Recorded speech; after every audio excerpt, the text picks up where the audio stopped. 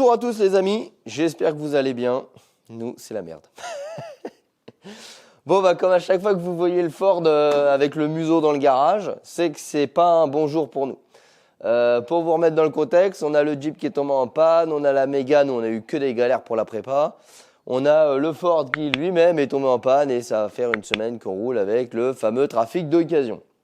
Bon, accessoirement, ça lui a pas fait de mal, le petit trafic de rouler un petit peu. Les amis, 2 minutes pour vous parler du sponsor de la vidéo, Car Vertical, que je remercie également. Je rappelle tout de suite, vous avez 20% avec le code GLB qui s'affiche à l'écran et qui se trouve en description de la vidéo. Car Vertical, vous connaissez tous, c'est un site qui permet tout simplement de faire une vérification de votre véhicule avant son achat. Ça évite tout simplement de se faire arnaquer.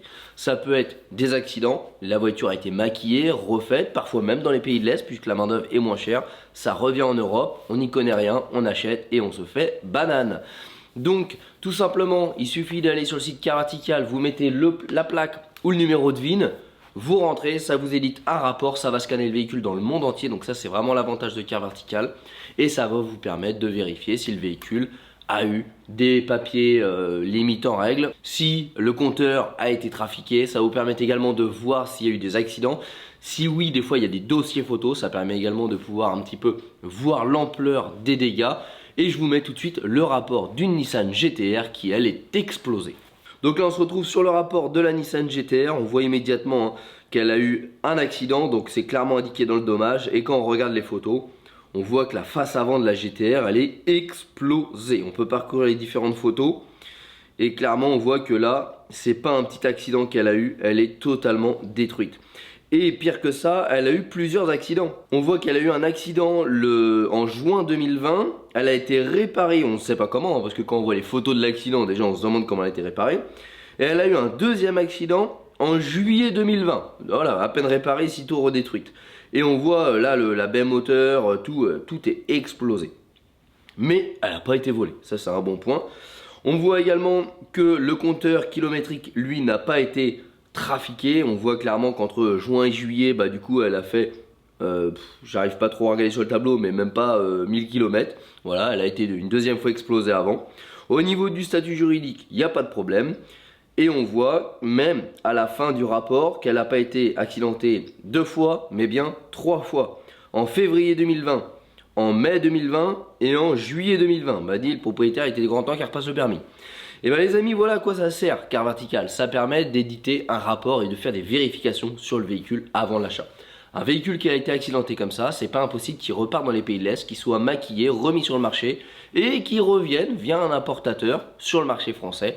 Et la personne n'y connaît rien, elle achète pensant faire une bonne affaire et elle se retrouve avec un cercueil sur 4 roues. Donc les amis, Car Vertical, c'est hyper utile. Toujours avant un achat, je pense que c'est quelque chose, ça doit devenir un réflexe. Vous avez 20% avec le code GLB, ça s'affiche là. Et nous, on continue tout de suite la vidéo. On a eu un souci sur le Ford. Alors, on a fait un week-end buggy il y a 10-15 jours. Donc, on a tiré le plateau, etc. Absolument aucun problème. Marion prend la voiture pour aller chercher les gamins. Et quoi, à 1 km de la maison, au retour, elle a le voyant qui s'allume. Bon, je passe la valise dessus. Et au niveau de la valise, il ressort des problèmes sur les arbres à câbles. Bon, déjà, tu as compris, c'est pas bon. Donc, j'efface les codes erreurs et ça me met impossible d'effacer, code permanent, sensor d'arbre à câble, je vais vous montrer après. En gros, ne répond pas. Donc, ça veut dire que le capteur d'arbre à câble est mort. Voilà. En d'autres mots, ça veut dire ça, électroniquement, au niveau de la valise. Donc, je me dis, ok, super. Bon, le régime oscillait, donc il avait du mal à retrouver la position de ralenti. Tu sentais qu'il y avait des ratés de combustion au niveau du ralenti, donc jusque-là, logique, j'ai envie de te dire. Donc, je vais sur Internet pour chercher ce fameux capteur, et là, bien évidemment, tu le trouves pas en France. Bah non, logique, voilà, tu n'arrives à rien trouver. Donc, me voilà arrivé sur Rocoto, il y a 2 capteurs par banc, parce que du coup, tu ne sais pas si c'est l'admission ou l'échappement, donc du coup, tu commandes les deux.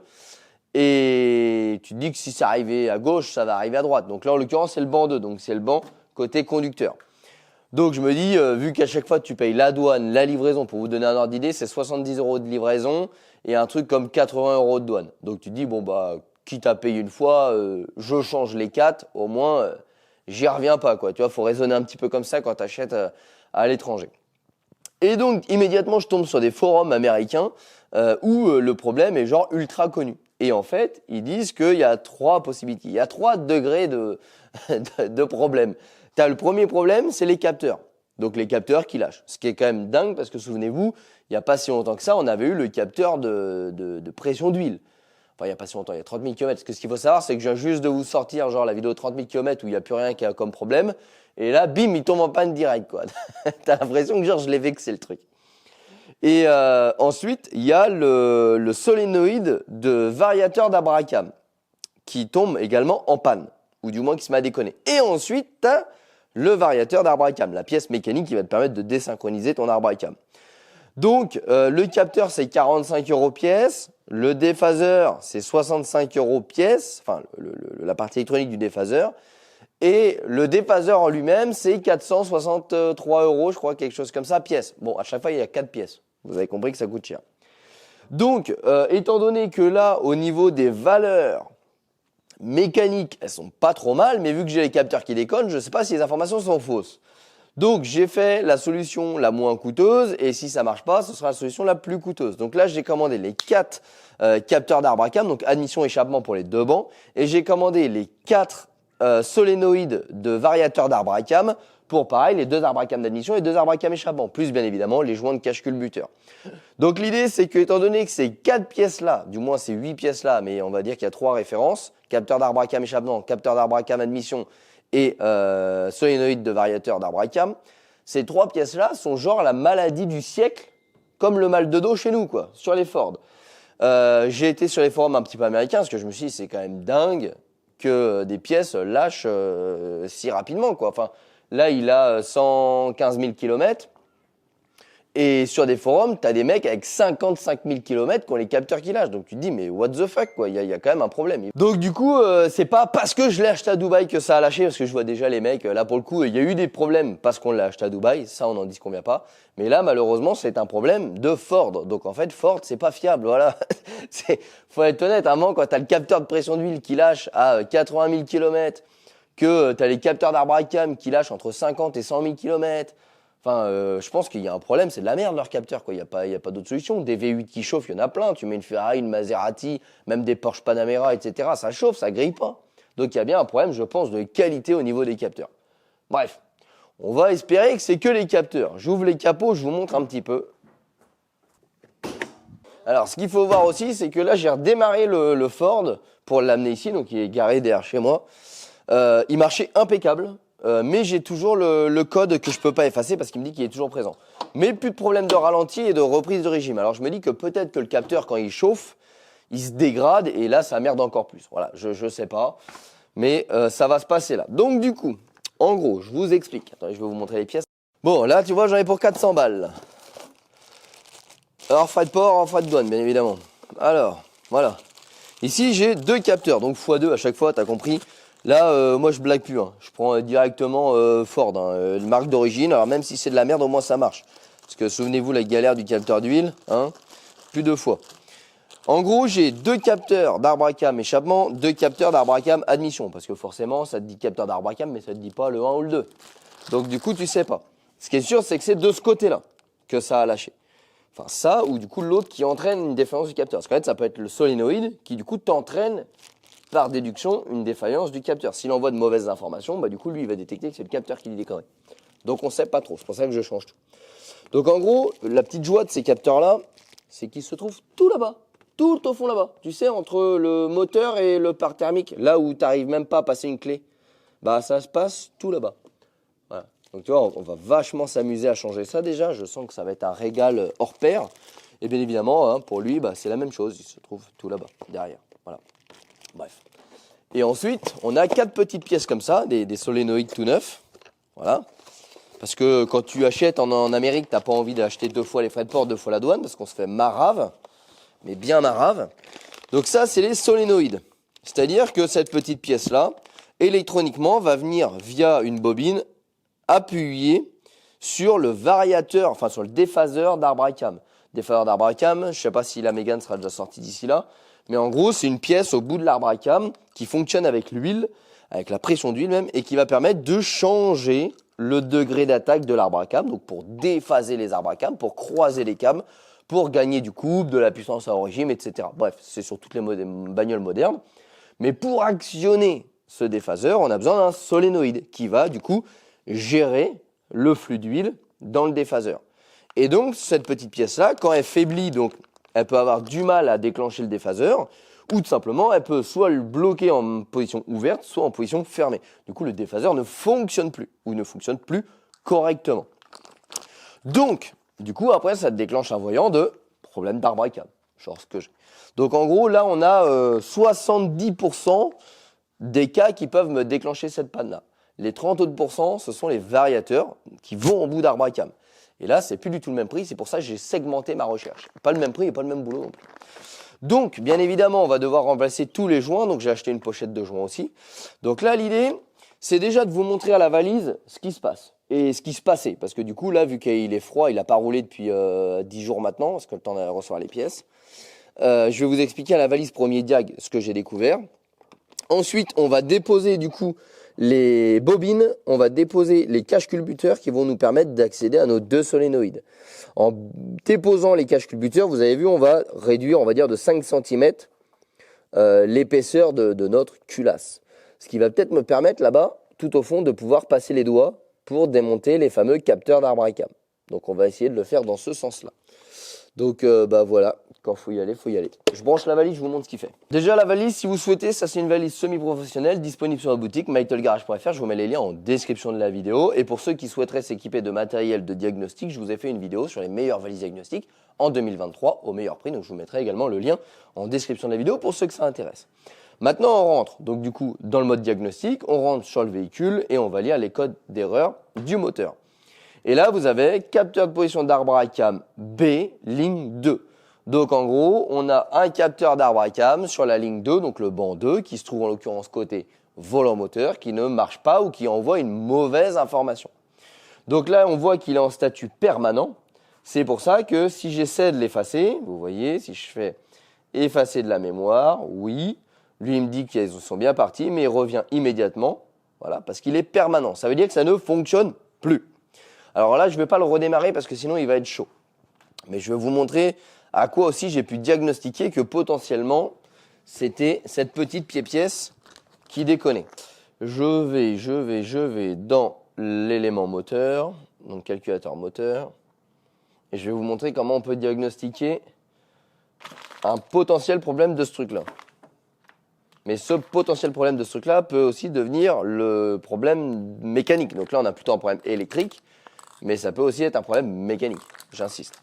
Mais ce n'est pas le même prix, c'est pour ça que je vais d'abord regarder ça et ensuite le reste.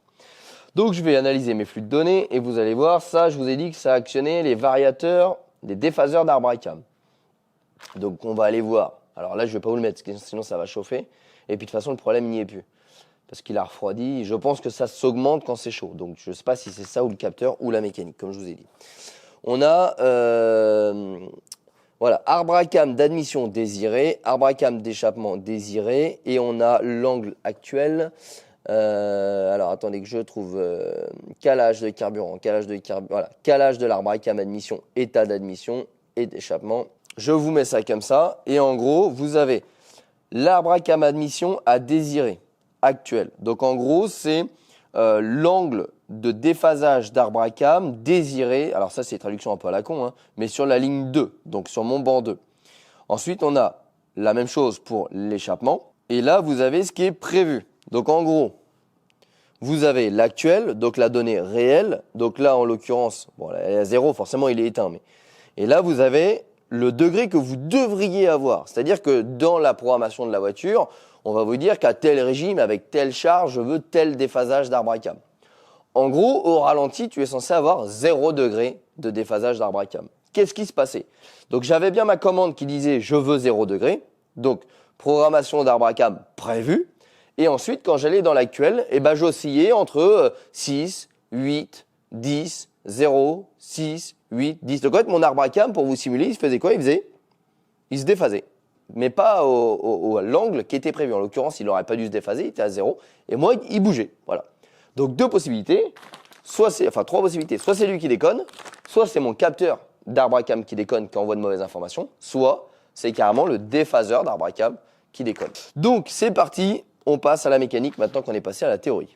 Bon, première étape, on va devoir démonter nos bobines, qui elles sont fixées sur le cache.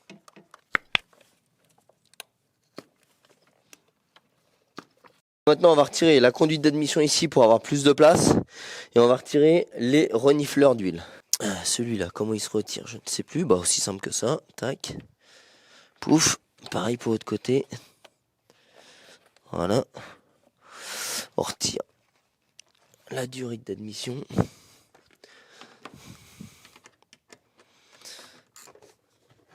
Voilà. Hop. Hop. Donc, on va continuer de retirer nos capteurs. Donc là, on a les fameux déphaseurs. 1 et 2. Alors, avant de démonter quoi que ce soit, tu peux m'en donner un, s'il te plaît? Alors là, j'ai un peu les boules. Parce que c'est pas les bons trucs que j'ai.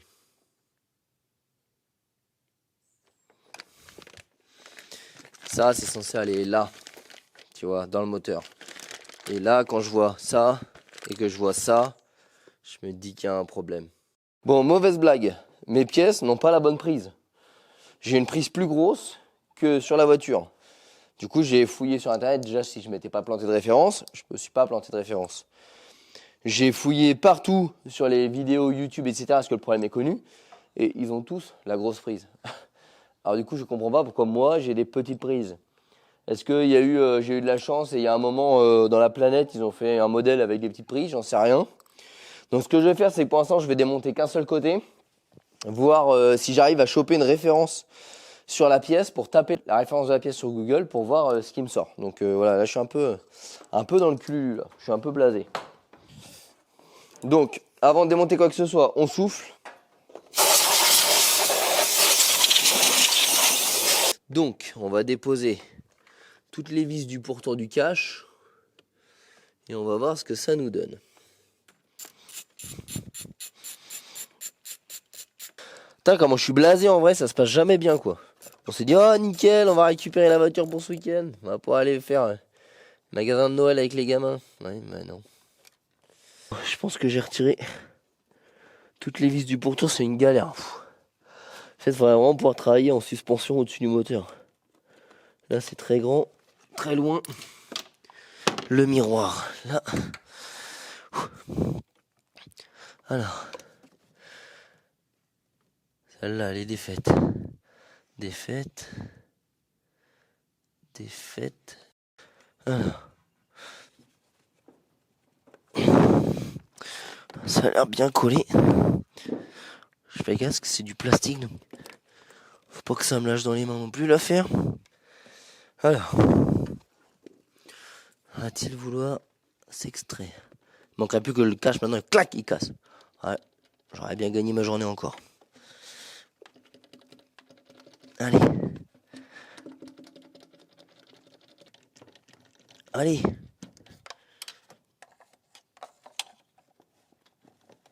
Bon, après un long moment d'acharnement pour démonter ça, j'ai enfin réussi. On va retirer tout ce qui va me gêner.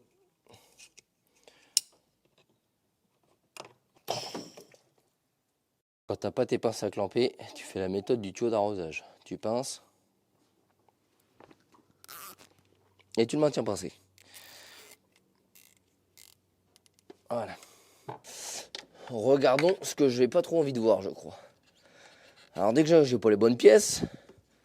Et en plus, je m'aperçois qu'à mon avis, ils étaient adeptes de la long life. Alors, roulement de tambour. Roulement de tambour. C'est bien dégueulasse. Bon, alors là, vous allez voir en temps réel les superbes avantages d'une huile long life.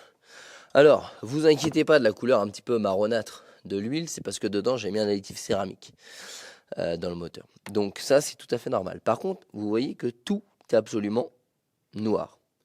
Et bien en fait, ce qui fait que c'est tout absolument noir, vous voyez, si je frotte, c'est les magnifiques effets de l'huile long life qui va venir se caramélifier dans le bloc moteur et absolument tout encrasser. Donc on a seulement les surfaces en friction qui sont propres, le reste est totalement dégueulasse. Et ça me plaît vraiment pas. Mais alors vraiment, vraiment pas. Parce qu'en fait, c'est ça qui va venir boucher les poussoirs hydrauliques. C'est ça qui va venir en fait foutre le bordel au fin fond du moteur. à cause de cette fameuse huile long life. Donc les intervalles de vidange longs, genre la 0,20, tu sais, celle qu'on met dans ces moteurs-là, bah voilà ce que ça vous fait. Ça vous encrasse votre moteur de manière rapide et définitive. Donc là, on a pu voir que j'ai fait quand même 2 engine flush depuis que j'ai ce moteur-là. Et on voit, regardez, que ça a clairement nettoyé. Hein. On voit quand même qu'il y a des endroits ici, normalement c'est comme ça, où ça s'est vachement nettoyé. Ici, on voit bien que la merde, c'est quand même globalement décollé. On voit qu'il en reste un petit peu ici, vous voyez, si je frotte, voilà. Mais clairement, encore une fois, hein, des produits miracles, il n'y en a pas. Hein. Des produits qui vont passer le Karcher dans le moteur, il n'y en a pas. Hein. Donc là, l'idée, c'est vraiment de faire de l'engine flush avant d'arriver là. Donc si vous utilisez de la long life, faites-le à chaque vidange. Et moi, généralement, je le fais toutes les 2 vidanges. Mais là, là c'est quand même relativement bien cracra. Hein. Donc là, vu que j'ai ouvert le moteur et que j'ai un petit peu de merde qui est tombée dedans, clairement, je vais revidanger. J'ai pas le choix. Et je vais clairement refaire tourner avec un engine flush pour bien nettoyer. Parce que ça, ouais, là, c'est trop sale à mon goût, là. C'est trop sale à mon goût. Les surfaces en friction sont propres, mais clairement, il y a de la crasse là-dedans. Nos 2 fameuses pièces qui nous font kier, c'est celles qui sont là. Et on voit bien, regardez l'amas de merde qu'il y a dessus. On voit bien qu'elles sont ultra dégueulasses. Et finalement, c'est peut-être un petit peu la crasse qui a amené à ce problème-là. Alors, hop. On va en démonter une. On va prendre la référence dessus. Alors là, malheureusement, vu que le moteur est vraiment dégueulasse, bah là, je crois que je vais pas avoir 50 solutions. C'est une solution que j'aime pas faire parce que c'est une solution qui marchait bien sur les vieux moteurs. Hein. C'est quelque chose qui marche. Hein. Faut quand même le souligner. Je vais vous l'expliquer. Ça marche. Le seul truc, c'est que les moteurs récents ont plein de contraintes que n'avaient pas des vieux moteurs. C'est le gasoil chaud. Tu mettais du gasoil chaud quand tu vidangeais un tracteur à l'époque. Ça faisait le rôle de l'engine flush. Le problème, c'est que le gasoil, contrairement à ce qu'on dit, c'est gras, machin, etc. Non, c'est pour un moteur, pour les contraintes d'un moteur, c'est absolument pas assez gras. Le seul problème, c'est qu'aujourd'hui, on a des jeux qui sont beaucoup plus serrés, on a des moteurs qui sont beaucoup plus pointus, et le gasoil, ça reste pas bon. Donc je peux pas le conseiller de le faire. Mais par contre, on peut pas retirer que c'est ultra efficace. En l'occurrence, là, je vous ai dit des produits qui sont bons pour le moteur, mais qui passent le Karcher dans le moteur, ça n'existe pas. Donc là, la vraie question que vous posez, c'est est-ce que vous vidangez tous les 10 000 avec un engine flush et peut-être qu'un jour, vous allez récupérer au fur et à mesure des kilomètres un peu de propreté, ou alors tu te dis, j'ai pas envie de laisser mon moteur crade comme ça, et on va lui mettre un coup de gasoil. Donc ce que je vais faire, c'est que je vais mélanger du gasoil et du P18 pour retirer au maximum le côté néfaste du gasoil. Et on va nettoyer tout ça. Vous voyez la croûte de crasse, regardez. Ici. Voilà. Vous voyez hein, les coulures où il y a le engine flush qui est passé, c'est propre. Mais on a quand même une couche, vous voyez, de merde qui est dessus. Et là, hop, j'ai retiré mon solénoïde. Et vous voyez l'état du solénoïde. Bon, vous voyez ça, quand c'est neuf, le petit téton dedans, il navigue. Là, quand c'est encrassé, le petit téton, il galère. Tu vois? Donc là, clairement, il y a certainement une petite usure de ces pièces-là. Et là, on voit, elles sont... Vous voyez? En fait, le engine flush, il a commencé à faire son boulot. Et à mon avis, c'était tellement crade dedans qu'à un moment, comme je vous dis, il n'y a pas de produit miracle. Et on ne peut pas rouler 10 000 km avec un engine flush. Mais on voit bien que ça a commencé à décoller un petit peu la crasse. Mais là, vraiment, ouais, c'est... Vous voyez, la croûte de crasse qu'il y a dessus, ça, c'est de la long life. Hein. Les joies de la long life, vous voyez. Alors, la bonne nouvelle, c'est que j'ai bien les bonnes pièces. C'est bien les bonnes pièces que j'ai. La mauvaise, c'est que c'est pas la bonne prise. Bon, donc là, quand je mets en lieu et place mon nouveau, il rentre parfaitement, tout correspond, donc je vais le présenter. Et j'ai vraiment l'impression que c'est que la prise qui pose problème. Donc, là, je vais le monter à blanc pour voir si mon petit picot s'aligne bien en face du déphaseur. Là, j'ai bien le petit picot qui vient pile en face du picot de l'arbre à cam. Donc, en l'occurrence, ça se monte parfaitement. Donc, pour moi, c'est juste un problème de prise. Bon, c'est avec grand regret que j'ai pu m'apercevoir que le cours du cuivre avait fortement explosé. J'ai passé 1 heure sur Internet, sur des forums américains, à essayer de comprendre pourquoi j'étais le seul con avec des prises qui étaient plus petites que celles fournies. Donc déjà, tout le site Rocoto, quelles que soient les années, et tous les sites Ford te vendent qu'avec la grosse prise. Donc je me suis dit, ok, pourquoi je suis le seul con à avoir des petites prises? Eh ben non, j'ai trouvé un autre con en Amérique qui avait les mêmes prises. Et en fait, il n'y a eu que quelques Ford F-150 qui sont sortis avec cette petite prise. Et du coup, en fait, la pièce neuve n'est pas fabriquée avec la petite prise. Donc en fait, Ford te vend. Mais ils ont été malins, ces petits salauds, parce que ils ont fabriqué ça. C'est une prise qui est propriétaire à Ford. C'est que des fois, vous avez des Bosch EV1, vous avez Bosch ceci, Denso ceci, etc., etc. Non, bah là, c'est Ford. Donc la prise, elle est propriétaire à Ford. Ils ont installé cette prise-là uniquement sur leur VVT, solénoïde de VVT. Et du coup, ils ont câblé leur faisceau. Donc je pense que c'est clairement une histoire d'économie d'échelle. Sauf que quand vous vous retrouvez avec vous, le petit connecteur sur votre bagnole, bah comment vous faites? Eh ben en fait, ils vous vendent pour la maudite somme de 68 $, le câble, la possibilité de couper votre prise et de venir ressouder deux fils sur votre câble. Donc ça m'a coûté 60, alors non, je suis menteur, je les ai eu moins cher sur Rocoto. Je les ai eu à 50 € livrés, le câble. Donc une petite prise comme ça, là, comme vous voyez là, la petite prise là, ça là, et bah converti grand comme ça, donc il faut que je coupe et que je soude quand même, j'ai du boulot, c'est même pas plug and play. Hein. 50 balles pièce. Et vous la trouvez qu'aux USA. Impossible, j'ai tout fouillé nulle part. On la trouve sur eBay aux USA, on la trouve chez Ford aux USA, ou on la retrouve chez Rocoto. J'ai gagné 18 € par pièce en achetant chez Rocoto, donc j'ai acheté chez Rocoto. Donc on va pas pouvoir finir aujourd'hui. Donc là, ce qu'on va faire, c'est que je vais continuer de démonter, je vais installer mes solénoïdes neufs. Ensuite, on va aller chercher du gasoil, on va nettoyer tout la partie là au pinceau. Ensuite, on va remonter proprement. Et pareil pour l'autre côté, on va nettoyer au pinceau, on va remonter proprement. Ensuite, on va mettre du gasoil. Ensuite, on va attendre que les 4 fils à 200 balles arrivent. On va réparer, donc on va modifier les prises. Et ensuite, on va mettre du gasoil chaud dedans pour venir nettoyer partout dans le moteur pour vraiment avoir un moteur propre. Parce que là, moi, je peux pas savoir et rouler avec un moteur dans ce style-là. C'est maintenant que je l'ai vu, je peux plus. Voilà. Donc, bien évidemment, je rappelle que ça, vous le faites uniquement en cas d'extrême encrassement. Sur des véhicules récents, le gasoil chaud, c'est loin d'être la meilleure idée. Si vous pouvez, si c'est un encrassement faible, donc faites-le franchement avec du engine flush de chez Syntix. Je vous mettrai le lien en description de la vidéo si vous voulez. Preuve que ça fonctionne, hein, ça en a retiré pas mal, vous avez vu aux différents endroits. Mais malheureusement, encore une fois, des additifs qui réparent votre moteur, ça n'existe pas. Et pourquoi c'est pas aussi puissant que du gasoil? Bah parce que ça respecte la mécanique, que le gasoil, ça la respecte beaucoup moins. Mais comme je vous ai dit, il n'y a pas 50 solutions. Hein. Soit on garde le moteur dégueulasse et on fait un engine flush à chaque vidange pour qu'un jour ça s'améliore, soit on prend le taureau par les cornes, comme on dit, et on y va. Et là, quand vous voyez la merde qu'il y a, genre ici, voilà, bah moi je prends le taureau par les cornes et genre on y va. Parce que là c'est pas possible, ça me rend malade.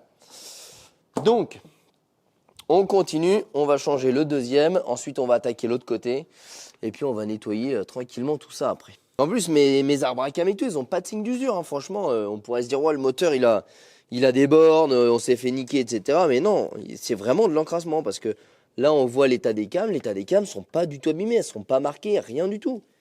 C'est juste dégueulasse parce qu'à mon avis, c'est de la long life. Enfin, c'est pas à mon avis, c'est de la long life. Sauf qu'ils ont dû faire, tu vois, je l'ai acheté, il avait 88 000, je crois. Donc en gros, ils ont dû faire une, voire deux vidanges. Bon, bah forcément, tu te doutes bien qu'une, voire deux vidanges sur autant de kilomètres, bah ça se noircit. Regardez sur Google, hein, huile long life, encrassement, vous allez voir exactement ce que vous venez de voir là. J'avais eu la chance jusqu'à ici de ne pas avoir trop subi ça, mais là, malheureusement, c'est le cas. Maintenant, tant qu'on est sur ce banc-là, on va aller attaquer. Alors, je sais pas si vous allez voir grand-chose là. Ici, on a un capteur ici et un capteur là. Me demandez pas où sont les vis, je suis comme vous, je les vois pas. Donc du coup, en gros, vous voyez, hop, on a au bout de mon doigt là, je sais pas si vous voyez le capteur qui va venir prendre les phases des arbres à cam avec ces petites dents ici. Et en gros, c'est ces petits capteurs là qu'il faut que je change également.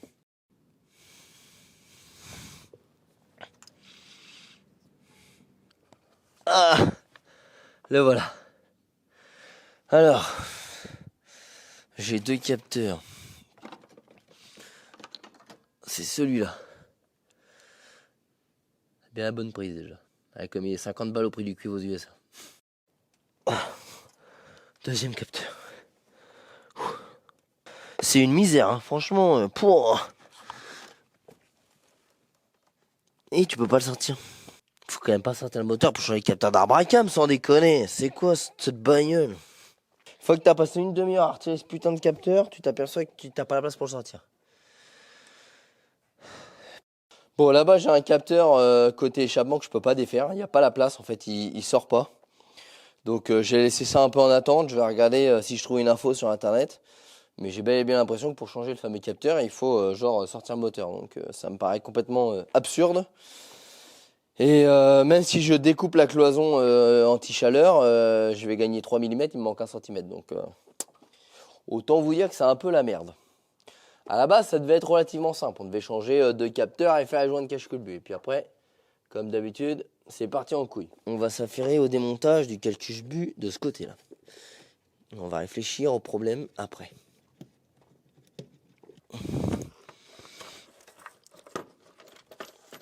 Alors, hop là. On voit bien sur les zones là que le produit nettoyant que j'ai mis, que le Engine Flush de chez Syntix, il a commencé à bien bosser. Hein. On le voit bien, là il y a des parties qui sont propres. Hein. Là on voit, voilà. Mais encore une fois, à mon avis, il y en avait tellement que là on voit aussi. Hein. Tous les endroits qui ruissellent beaucoup, ça a bien nettoyé. Pour le reste, c'est quand même relativement cracra, quoi. Faut admettre. Hein. Faut admettre. Hein. Bon. On va changer les capteurs là-bas. C'est le plus énervant. On va commencer par ça. Voir si ceux-là ils sortent. Il y a l'air d'avoir plus de place de ce côté-là. Je pense que là-bas, je vais pas avoir trop de problèmes. Heureusement que c'est un Ford et pas une Ferrari, bordel. Parce que là, je dormirais même plus la nuit. Devoir monter comme ça sur la bagnole.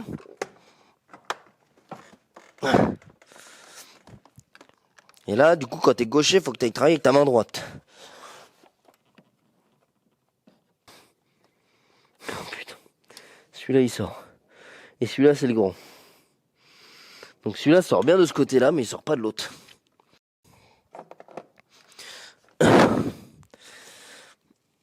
On va gérer la prise après. Hein. Hop, on va remonter ça. Franchement, hein, vous voulez un conseil? Si vous n'êtes pas mécano, achetez pas de Ford. Hein. Putain. Pour les capteurs, c'est ok. Il est à côté le tabouret. Ah, je suis mort. C'est moins fatigant de remonter le moteur de la Mégane. Non, franchement, là, le coup des câbles à changer, là, je les ai pas digérés. Déjà que je vous dis en début de vidéo, j'ai acheté plus que ce qu'il me fallait pour anticiper. Parce que je soupçonne qu'une des 4 déconne. Et qu'en plus, finalement, c'est un mal pour un bien, parce qu'on voit qu'avec la long life, le moteur est bien dégueu, donc on va tout nettoyer. Mais là, quand tu anticipes pour pas te faire niquer 2 fois les frais de port et 2 fois la douane, et que Ford se sont dit, bon, on va changer les prises. Tant pis pour le mec qui changera la pièce, hein, il se démerde, il a qu'à le savoir. Hein. Voilà. Me mettre à la couture. Faire une chaîne YouTube sur la couture. Faire du tricot. Il y a moins de problèmes, je suis sûr. T'as pas de patience. Bon, ok, je vais faire une chaîne YouTube sur je sais pas quoi. Ouais, le bricolage, et encore, parce que les feuilles de placo, elles ont réussi à passer dans une fenêtre d'1,20 m. Feuilles de placo, quand elles m'ont gavé, elles ont traversé la fenêtre. Ah, c'est ta faute. La coupe, elle a qu'à être à l'endroit. Tu vois. C'est au cas où que tu sois en bas de la fenêtre et qu'il y a une feuille de placo qui traverse. Visez, c'est ce qu'il m'a dit. Elle m'a dit, monsieur Gaillard, faut que avec les crédits que vous avez sur le dos, faut que vous preniez une assurance. Sécurité de la vie ou je sais pas quoi, il m'a vendu là. Ah, monsieur Visé, vous m'avez vendu quoi comme connerie là? Un truc où même si demain, tiens, le moteur, imagine-toi qu'il démarre, là, il m'arrache la main, hop, j'ai une assurance. Je peux tout faire maintenant, je peux faire toutes les conneries. Mon banquier m'a vendu une assurance là. Il m'a dit pour 1 euro de plus, t'es tout risque. Quoi qu'il t'arrive, t'es remboursé. Du coup, moi, je suis au même titre que les bagnoles, je suis assuré tout risque.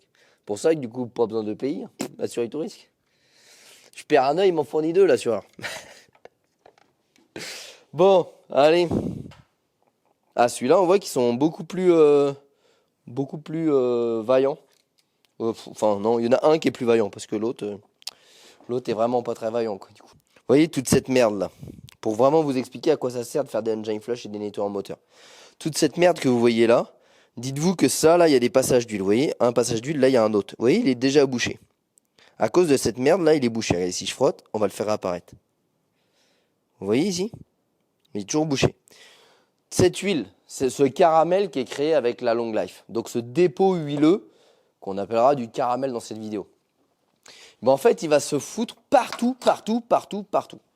Dans tous les petits conduits de votre moteur, dans tous les petits solénoïdes, dans les petits poussoirs. Dans les poussoirs, vos trous de poussoir, ils sont parfois plus petits que ça.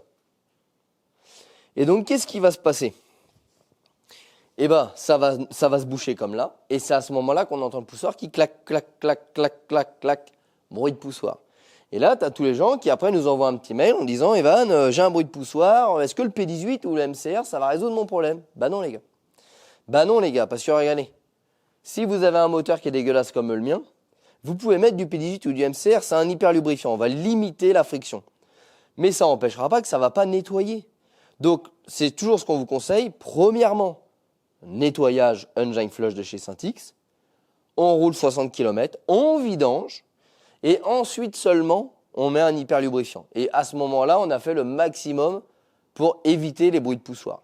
Mais encore une fois, il n'y a pas de produit miracle. Si vous avez de l'encrassement au même titre que ça, bah, il faut démonter de l'huile de coude, ce qu'on va faire après. Voilà. Il n'y a pas de solution miracle, il n'y a pas de produit miracle. Il y a des produits qui vont aider, il y a des produits qui vont empêcher, mais il n'y a pas de produits qui vont faire de la magie. Voilà, ça n'existe pas encore. Ça n'existe pas.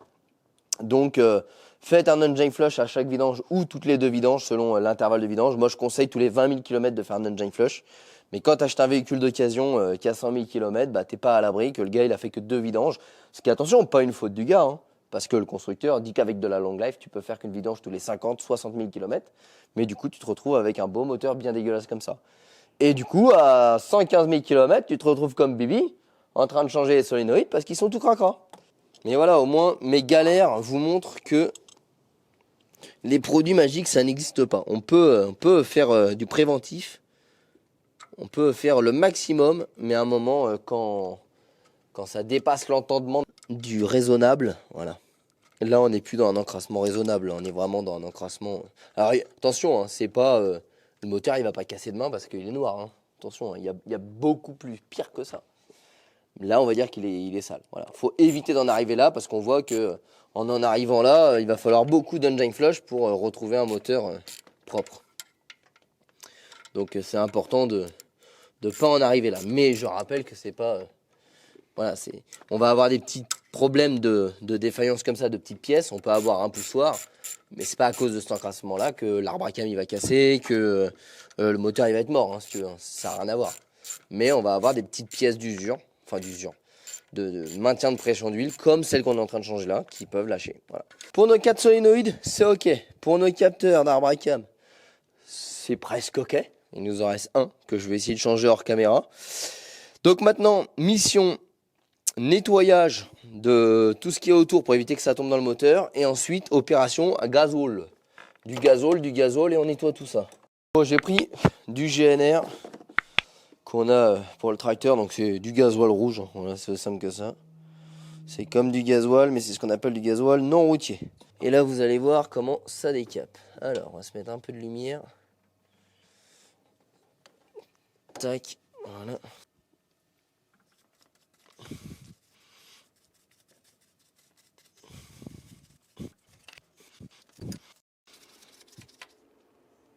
Bon, donc là, maintenant qu'on a nettoyé un petit peu, du moins on a dégrossi, on va changer nos joints. Bon, alors là, c'est la première fois que je vois ça, des joints spi qui se montent à l'envers. J'ai vérifié quand même, parce que ça m'a choqué. Moi, j'aurais eu tendance à le mettre comme ça. Mais non, ça se monte comme ça. Bon, voilà, faut pas chercher à comprendre, c'est comme la prise.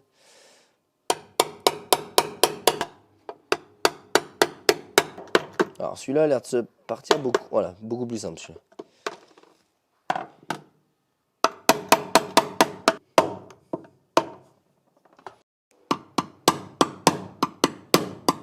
Bon les amis, je vous ai passé les 3 heures pendant lesquelles on a réussi à démonter cette pièce.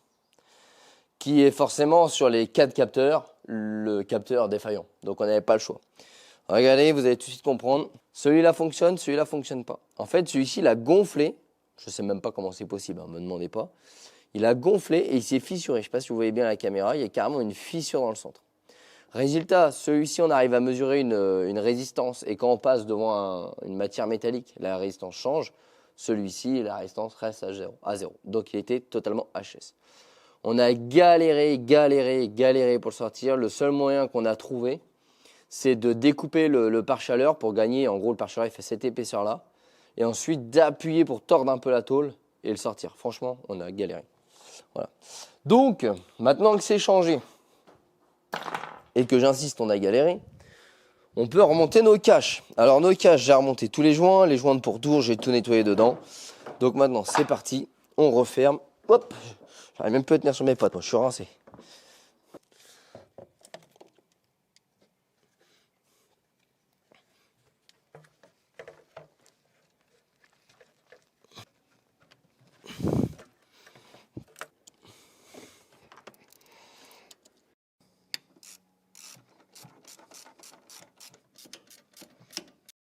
Bon, je vais terminer de remonter tout ce micmac, je remets les bougies, je remets les bobines et on se retrouve pour vous à la suite pour moi demain avec, je l'espère, une livraison de DHL avec nos nouvelles prises pour jouer un petit peu de soudure. Allez, à demain. Bon les amis, ça y est, on a reçu nos petits connecteurs des USA. Alors vous allez voir que le cuivre aux USA, c'est vraiment pas donné quand même. 68 € là. Là, vous en avez pour 68 €. Vous êtes prêts? Tadam! Voilà. Ah ouais, ça fait mal au cul. À mon avis, c'est la gaine thermo qui est chère. Pas de doute. Non mais, c'est écœurant. C'est écœurant. Et là, ils auraient pu mettre genre un fil bleu, un fil rouge. Non, ils ont mis 2 verres à économie d'échelle. Mais vu que de toute façon, la prise, elle est propriétaire Ford, bon en fait, tu fermes ta... et tu l'achètes parce que tu n'as pas le choix. Voilà.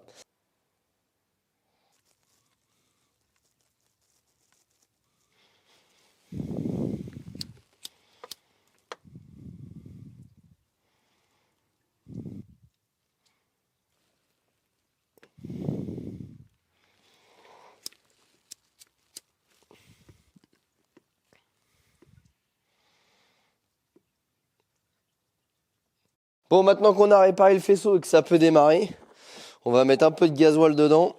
Donc là, je vais mettre 1 litre de gasoil dedans et je vais laisser tourner un quart d'heure au ralenti, histoire que ça nettoie un petit peu tout ça. Alors encore une fois, j'insiste, le gasoil, ça marche bien, mais ça marchait super bien sur les vieux moteurs à culbuteur. Là, on est sur des moteurs à poussoir, etc. C'est quand même pas recommandé. Donc faire-le de manière précautionneuse. Idéalement avec de l'huile froide. Comme ça permet que la viscosité de l'huile soit pas trop dégradée. Parce que l'huile froide étant plus visqueuse, ça évite ça. Mais faites-le vraiment quand vous n'avez pas le choix. En entretien, privilégiez vraiment un engine flush de chez Syntix qui est bien plus adapté que du gasoil. Mais malheureusement, quand on récupère des bagnoles avec de la long life... Alors, tous ceux qui vont se demander pourquoi mon gasoil il est rouge parce qu'ils n'ont pas écouté le début de la vidéo, c'est parce que c'est du GNR pour mes engins. Voilà, donc là j'ai 1 litre de gasoil, donc c'est parti, on démarre. Donc là surtout on n'accélère pas. On laisse tourner uniquement au ralenti. Parce que là l'huile est énormément dégradée, donc si on met des contraintes mécaniques, bon on va venir flinguer le moteur. Pour ça je vous dis le diesel ça marche bien, mais vraiment à faire avec des précautions. Bon ça y est, ça fait 15 minutes que le moteur tourne. Donc là, on va couper. Et maintenant, on passe en vidange. Hop là. Voilà. Alors, je sais pas si vous voyez bien, mais c'est bien dégueu. Bon, donc voilà un petit peu ce qu'on a vidangé. Donc là, je l'ai laissé exprès décanter pour que vous puissiez vous rendre compte un petit peu de la couleur marron. Donc ça, c'est la merde qu'on a retirée du moteur. Parce que vous allez vite voir que si je fais ça, la céramique ressort immédiatement. Voilà. Donc là, hop, vous voyez immédiatement comment ça replonge dedans. Ça, c'est à cause du gasoil. Le gasoil va venir disperser la céramique de l'huile. Bref, on voit bien que ça a quand même bien nettoyé parce que l'huile qui a même pas 3000 km, elle est pas noire, elle est marron. Et le marron, c'est vraiment le caramel qu'on retrouve avec la fameuse huile Long Life qui pourrit les moteurs. Donc là, on va remettre en huile et puis après, on va aller vérifier que tout fonctionne correctement sur la route. Donc là, c'est parti. On met le bon niveau d'huile. Voilà, allez. Direction la route avec la valise. Bon les amis, ça y est, on part essayer. Alors pour tout vous dire, on a un petit peu triché parce qu'on a fait, je dirais, une cinquantaine de kilomètres avec le véhicule depuis qu'on a réparé ce problème. Parce que je voulais être vraiment sûr que ça ne revienne pas avant de pouvoir vous terminer ce petit finish. Et ma foi, ce n'est pas revenu. Alors, tout fonctionne impeccable. On n'a pas de différence en termes de consommation, voilà, de mesures qui pourraient être prises. Le seul truc qui est vraiment changé depuis qu'on a réparé, c'est que le moteur est plus linéaire. C'est-à-dire que des fois, quand on était au ralenti, moteur chaud, donc je pense que ça venait de là, clairement, on avait comme une ratée de combustion. Je sais pas comment vous le dire, ça faisait tout. Tu ne l'entendais pas, mais tu le sentais dans la voiture. Ça faisait vraiment une petite ratée de combustion qui n'était pas une ratée de combustion parce que quand tu mettais la valise, que j'avais déjà vérifié ce problème-là, quand tu mettais la valise pour justement voir s'il y avait des ratées de combustion, bah il te mettait rien. Donc ça faisait un sursaut moteur. Et maintenant avec le recul, je me dis que si le capteur d'arbre-cam d'échappement, il foutait le bordel, et bah à mon avis, il n'arrivait pas forcément à trouver bien la position et du coup il y avait un petit tout sautement dans le moteur le temps qu'il se recalibre. Et je pense que ça venait de là, parce que depuis qu'on a réparé ce problème-là, et ben en fait, c'est jamais revenu. Donc je pense qu'à mon avis, le problème était depuis un petit moment, mais la pièce devait déconner de temps en temps, donc ça m'a jamais affiché le voyant, jamais de code erreur, jusqu'au jour où elle a décidé tout simplement de cramer définitivement. Et là, on a eu le voyant, et du coup, la bagnole déconnait totalement, elle reprenait plus son régime de ralenti, le moteur boitait totalement, etc. Ce qui est logique du coup, puisqu'il ne connaît pas la position de l'arbre-cam. Donc je pense sincèrement que notre seule et unique panne venait de ce foutu capteur qui était mort. Donc on a changé les 4, histoire d'avoir vraiment l'esprit tranquille. On a également changé les 4 solénoïdes de Variocam. Parce qu'au début, avant de démonter, je ne savais pas lequel des deux était la panne. Et que sur les forums américains, les capteurs et les solénoïdes lâchent. C'est du courant. Je vous ai dit, à 55 000 km, il y en a qui lâchent.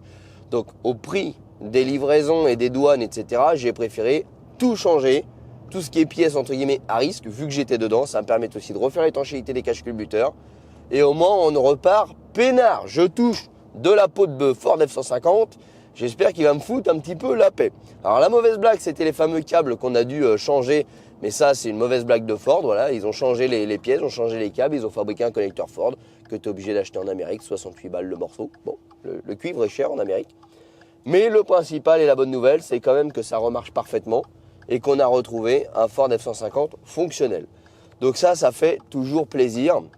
Mais en tout cas, le capteur d'échappement du banc côté conducteur, une merde à changer. Il n'y a pas la place. Donc vraiment, bon courage si vous avez le même problème que moi. En attendant les amis, c'est une affaire qui roule, ça fonctionne impeccable. Je suis content. Pour combien de temps, je ne sais pas, parce qu'en ce moment, tous les 3 mois, il me fait une connerie, machin. Mais en tout cas, voilà, c'est une opération terminée. Ça m'a bien fait pester. J'étais bien en colère, mais au final, ça remarche. Tout est fonctionnel. Et encore une fois, ce n'est pas parce que je l'ai acheté à Dubaï que malheureusement, les capteurs ont lâché. C'est parce que malheureusement, il faut en venir à la conclusion qu'un Ford F-150, c'est loin d'être la voiture la plus fiable. Voilà. Parce qu'aujourd'hui, des capteurs qui lâchent à 115 000 km, je trouve que c'est pas normal. Voilà. Alors on peut dire oui, c'est un V8, ça chauffe, etc. Une Porsche, ça chauffe aussi. Et j'ai jamais eu ce problème-là. Et encore, je serais un cas isolé. Je me dirais, ok, c'est pas de bol. Quand tu vas sur les forums américains, ils ont tous le problème. Donc pour moi, c'est pas fiable. Voilà. Donc les amis, petite conclusion, c'est pas fiable. N'hésitez pas à nous rejoindre sur les réseaux sociaux, Facebook et Instagram. Tous les liens sont bien évidemment en description de la vidéo. En attendant, maintenant qu'il est fiable, on va pouvoir en profiter. Il y a plein d'autres vidéos qui sont à venir, notamment sur le renforcement du côté baroudeur de ce Ford F-150. Parce que oui, je compte pas le vendre finalement. Je vais le garder. Voilà. Maintenant qu'il est fiabilisé, on va le garder. Et puis même, c'est vraiment une voiture que j'adore. En vrai, niveau mécanique, c'est pas hyper fiable, mais j'adore cette bagnole-là. Donc voilà, n'hésitez pas, abonnez-vous, mettez la petite cloche, ça vous permettra de suivre les prochains épisodes où on va customiser ce Ford F-150. En attendant, si tu veux des informations croustillantes, bah n'hésite pas, va sur nos réseaux sociaux, Facebook, Instagram, tous les liens sont en description de la vidéo. Abonne-toi et puis on se retrouve très prochainement. Les amis, à très bientôt. Ciao.